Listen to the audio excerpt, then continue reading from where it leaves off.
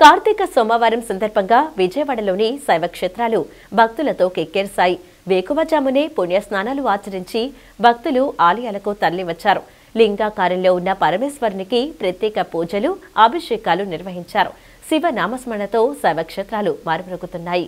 పవిత్ర కార్తీక మాసం చివరి సోమవారం సందర్భంగా విజయవాడ మొగల్రాజపురంలోని శ్రీ గంగా పార్వతీ సమేత శంభులింగేశ్వర అర్ధనారీశ్వర స్వామి ఆలయానికి భక్తులు పోటెత్తారు. ఆలయ పండితుల వేద మంత్రోచ్చరణలతో స్వామివార్లకు ప్రత్యేక అర్చనలు, పంచాభిషేకాలు, మహాన్యాస రుద్రాభిషేకాలు శాస్త్రోక్తంగా నిర్వహించారు. మొగల్రాజపురం చుట్టుపక్కల ప్రాంతాల నుంచి తెల్లవారుజాము నుంచే భక్తులు తరలివచ్చారు. ఆ పరమేశ్వరుని దర్శించుకుని ప్రత్యేక పూజలు చేసి మొక్కులు చెల్లించుకున్నారు. మహిళలు భక్తి శ్రద్దలతో కార్తీక దీపాలు వెలిగించి ఆ నందీశ్వరునికి నివేదించారు. హరహర మహాదేవ శంభో శంకర అంటూ భక్తులు పంచాక్షరి శివ స్తోత్రాలను పఠించారు. శివనామస్మరణతో ఆలయ ప్రాంగణం మారుమ్రోగింది. భక్త మహాశైల విజ్ఞప్తి.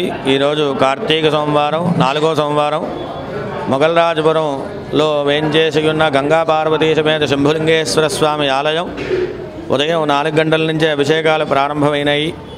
అదేవిధంగా ఈరోజు ఆఖరి కార్తీక మాసంలో ఆఖరి సోమవారం 12 గంటల వరకు అభిషేకాలు జరుగుతూ ఉంటాయి. అదేవిధంగా సాయంత్రం స్వామివారికి విశేషంగా అలంకరణ, హారతులు, నీరాధన మంత్ర పుష్పాలు, దర్భార సేవ ఇవన్నీ కూడా కార్యక్రమాలు, తదంతర కార్యక్రమాలు ఉంటాయి.